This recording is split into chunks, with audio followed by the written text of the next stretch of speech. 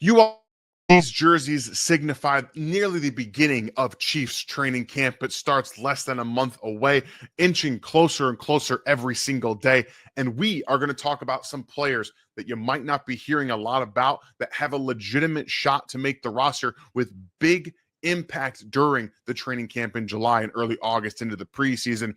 This is where we are at right now with not much going on in the off season between the mini camps and OTAs going into regular training camp, where we get to see guys how they're going to react, putting those helmets on, the pads on for the first time, seeing how they all hit. And what we want to see is how these players are going to end up taking advantage or not taking advantage of the opportunities laid in front of them here on RGR Football. My name is Daniel Harms, senior film analyst, and I'm going to bring you guys something a little bit different today. There's going to be some film. We're going to talk a little bit more about the players and the opportunities set in front of them. But right now, if you guys are new to the channel, please hit that sub button right now, become a member here at Rogue Nation, and then follow along. Hopefully I'm able to earn a like from you guys, because this is going to be, like I said, a little bit different than what my normal videos consist of. And because we do have more of that coming up, I want to start right off with one of the guys that you're probably not familiar with, who Ryan has talked about a little bit. His name, Marlin Palotu, defensive tackle out of USC. Right here, he's with Jay Tufele out of USC as well, one of his old buddies, his teammates from the Bengals game last year, if I'm not mistaken. But he has a legitimate shot not only to make this roster, but to be somebody that has a legitimate impact on where the Chiefs end up, specifically along the defensive tackle spots. And the reason I say that is because he's one of the only guys not named Chris Jones. And you can say Mike Dana as well as Mike Pennell, who can come in and play defensive tackle for the Chiefs. And he did so last season in the last two regular season games. And what I like about at least him, right? He's a bit bigger, quote unquote bigger for a defensive tackle. He is on that side of 307 pounds, 6'2", and that's where you're going to see him play probably more of a role behind a Chris Jones, maybe not necessarily a guy that's going to play one tech or nose tackle to give you some of that. But what I'm wanting to showcase here is more about what he does from a physical standpoint. You see, he's kind of a little bit bigger right here. He's playing along the 4-eye. So the last two games he played, I think 13 snaps against the Steelers, and the majority of the football game against the Denver Broncos when the backups were in. But you're going to see, again, there's a little more movement skills than I expected to see from him. I think he identifies the football pretty well. And then you see, again, it's that arm over that he does. He's got very good pop when he gets off the football and can actually extend doing some of those things. So we know that the Chiefs have kind of a problem to fill at defensive tackle with the loss of Tershawn Wharton. I know that brought in one of our favorite would have been Chiefs in the draft out of Notre Dame, Jerry Tillery. But there's going to be a lot more of, I guess, run down situation stuff that you're going to need to see from guys like Palotu, as well as Fabian Lovett from FSU. We haven't seen a lot out of him yet, but firstly, we're going to focus on Palotu, just because, again, there's not a lot saying. I think people kind of forgot that he was even on the roster last year for large portions of the season. He was inactive for most of the season.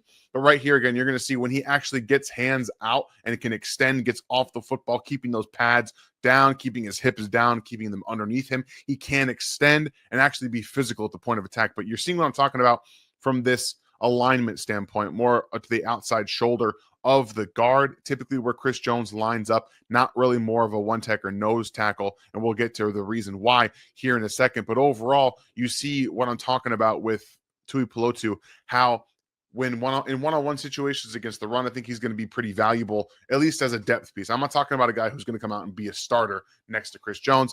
That's going to be Mike Pennell right off the bat. I still think Omar Norman-Lott has a really good shot to be a defensive tackle to Chris Jones with his build up.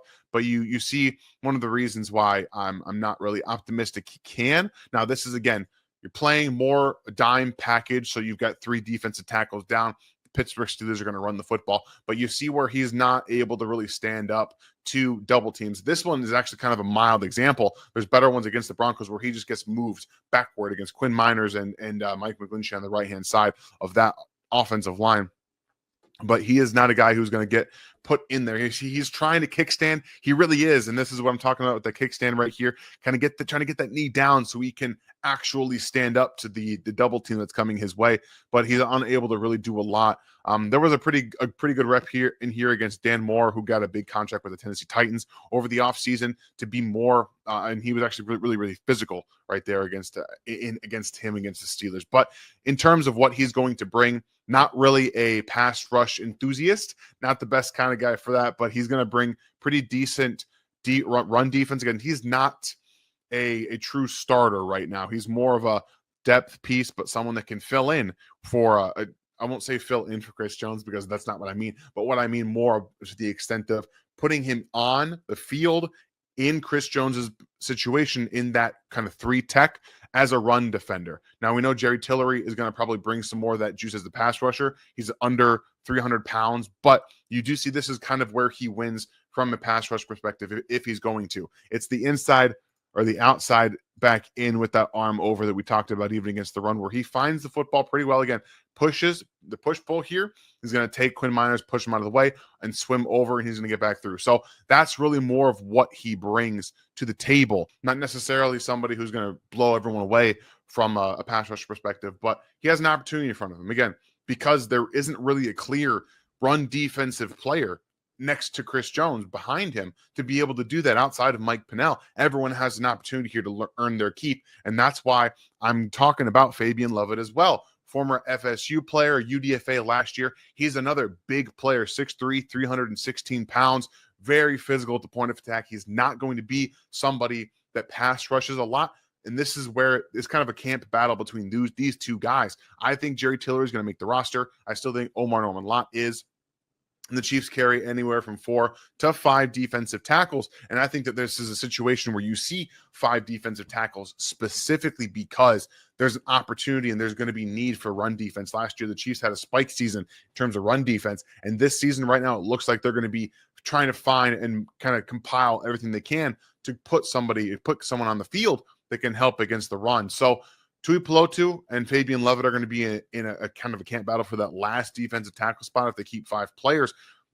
And I think they have to, because Norman Lott is not someone who, even though I think he has the tools to become a good run defender, he's not run now. And then Jerry Tillery is not a good run defender. He's just not. And we can't count on Mike Pennell playing 100% of the snaps on this team for the next 17, 18 games all the way into the postseason. It's unrealistic. So this is a quote-unquote camp battle right now, because those 2 players are going to be run defense only on the field. And Tui Palotu, again, with the experience, not for playing for the Eagles for a couple of seasons, coming here, he played in a couple of games last year. And then Fabian Lovett, who I think has the better raw tools, raw physicality to be able to play inside at a 1 tech, be more of a double team take on, body eater, in more of that Derek Nottie mold, but he's big, 316 pounds. He probably is going to be a bit heavier this season, but that's the position right now that I wanted to focus on early on.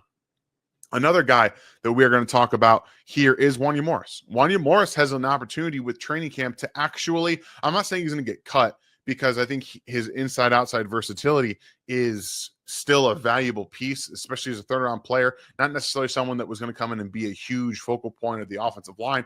But last year, he was basically benched by the Chiefs, actually by Patrick Mahomes himself. Not somebody that I expected to have that type of career trajectory. I thought he'd be better at right tackle, but again, he was forced into left tackle, and we saw some of the inadequacies against the run and in pass protection, where he's not a finished product, and they had to force him into more playing time. So he's more of I have an asterisk near Wanya Morris's name on the depth chart, not necessarily because I think he's going to miss the roster, but because if we look at the tackle, if Kingsley Suamataia actually gets confidence playing guard, he's their swing tackle. If you have an injury on left or right, he's going to be in the mix to be kicked out there and play. If Wanya Morris comes into training camp and guys like Isapole, Ethan Driscoll are outplaying him and they're getting more opportunities than Wanya Morris, even regardless of his status on the roster, with his experience on this offensive line with Patrick Mahomes, the simple fact that Patrick Mahomes said, I don't want this guy playing in front of me last year, is really why I'm kind of asterisking him right now, because if you do get Ethan Driscoll, Issa Pole come out and they play very, very well in training camp and in the preseason, there is a realistic scenario where Wanya Morris is on the outside looking in and he's more of a practice squad player, simply because of the upside of Pole and Driscoll that the Chiefs really do like. So there's a lot that can happen. He needs to have a really good training camp and preseason and show that he can play inside, outside, be that swing tackle, be that Cam Irving type player, which I think he can be for this Chiefs offensive line. So that's, again, more of an asterisk thing, mentioning it in passing. One other position that we are going to talk about, two more before we head out. First one here is Robert Tonyan, who, again, is a veteran. He's at tight end U with Travis Kelce, but he's the only other Chiefs tight end there, which was an interesting thing for me. Right now, what we know is the Chiefs typically like to keep 4 tight ends. Right now, Jared Wiley is still being held out. He's not a full participant with the recovery from the ACL injury. Jake Briningstool had a sleeve on his right leg during the mandatory minicamp. More of a precautionary thing is what I'm told, what I understand. It's more of just a soft tissue. They don't want to force it too much, but he was doing very well, as we know before that, showcasing his ball skills and what he can do down the field in some of these contested catch situations where he's going to be very valuable. But if we look at what the Chiefs like to do, Robert Tonyan, even though he is a bit of an older player entering his 8th season in the NFL, having some injuries himself, this tight end position for the Chiefs, if we think about it with Travis Kelce, Noah Gray, and then whoever that third tight end is, if we assume it's going to be Jared Wiley or Jake Briningstool and they keep 4, Robert Tonyan can easily make the roster. He could not only be an easy make it, but he could be an impactful player. We know that the Chiefs love their 13 personnel. They want to bring guys out to stretch the field vertically. And even though he's a little bit of an undersized tight end listed at 240 pounds, he can be a good blocker. He understands leverage, using his hands well. That's one of the big things why he played around in the NFC North for a while, because he was a pretty good run blocker, pass protector, all those things. But he also, we know he's a pretty good pass catcher. So if we just consider what the Chiefs tight end room looks like and the injury to Jared Wiley, the unknown there with Jake Briningstool, Robert Tonyan does easily have a route and a path to being able to do that. Not only that, but we've seen him already starting to work on the connection with Patrick Mahomes, Gardner Minshew in these OTAs and mandatory minicamp. He's been a heavy target over a lot of those practices, especially in the red zone area. So that is definitely a player that I think we should be keeping an eye on to possibly make this roster and then be more of an important player in terms of 12 and 13 personnel than I expected at this point, or coming to this point in the training camp process. Last guy that we are going to talk about is Taekwon Thornton, formerly of the New England Patriots wide receiver, and I think we can kind of rule out most of the other wide receivers. It's going to probably come down between him and Nico Remigio for that last receiver spot, unless somebody completely blows everyone away and is just more, and they just bring in, they want it more. Like Jason Brownlee is going to have a chance to do that. Whether or not we all agree with it, Sky Moore is going to have an opportunity to come in and take one of those, that last spot as well. But I think Taekwon Thornton as well as Nico Remigio are going to be in the running. And one of the reasons that I think Taekwon Thornton is going to be not only viable to make the roster, but might actually do it, not just because his return ability, but because of the special teams versatility. He was practicing at gunner during OTAs and in the mandatory minicamp. If we remember, Joshua Williams was one of the guys, the cornerback was doing some of that as well. We know the Chiefs like their speed guys on the outside. And even though Taekwon Thornton is 6'2", 185 pounds, soaking wet, he can still be a gunner. He can be a return man. He can bring some special teams assets to you. But also, we know that he's going to bring some things as a receiver. That he only had 8 targets last season before being cut by the New England Patriots. And again, he's not a great route runner. I think that he still doesn't understand how to deal with press and know what to do with the jabs in your face. Sorry, we're going back to some of the clip that it was before into a Palotu. But you see right there, the cornerback does a really nice job of extending at the chest. Boom. And it's like he doesn't even understand what to do, right? Takes him an extra second to realize, that it's coming. But then you see the acceleration through, catches over the middle field on that slant, and then he gets upfield. So I do think that there's a realistic possibility. We know with speed, Andy Reid loves his speed. We know he loves having guys that have size and speed on the outside, which Taekwon Thornton brings. And I think at the end of the day, the biggest reason that he's going to be able to make this roster is because of that long speed, the ability to play on the outside, and the special teams access that he can bring with this team. So this is actually a pretty decent route. He's being covered over top, but you see how he turned DJ Reed around. Not something you see from one of the better corners in the NFL. And I like what he did here, because you're going to see, again, he's going to extend inside, right? Make that DB turn. He's going to get to that blind spot, and then he's going to attack outside of the corner and then hit the post right there. Even with the safety there, it's a good route because we see the intentionality with the stem, the speed through the stem to get up, and right there, he attacks that blind spot. He turns him around, and then he goes right back to the post. So I don't think he's a great route runner by any stretch. I still think you can out-physical him because that's not really his game. But overall, we know that Andy Reid prefers to have speed guys on the outside in any ways that he can stress safeties downfield. I think that he's going to want to do so. So if you can feasibly see a world where if he's the 6, Xavier Worthy, Rashee Rice, Travis Kelce, and Taekwon Thornton are on the field, that might strike fear into a lot of guys. Again, I was not high on Taekwon Thornton, not in terms of where he was drafted or after that. I thought he was closer to like a back end of day 3 guy. Speed is important for the Chiefs. We know that.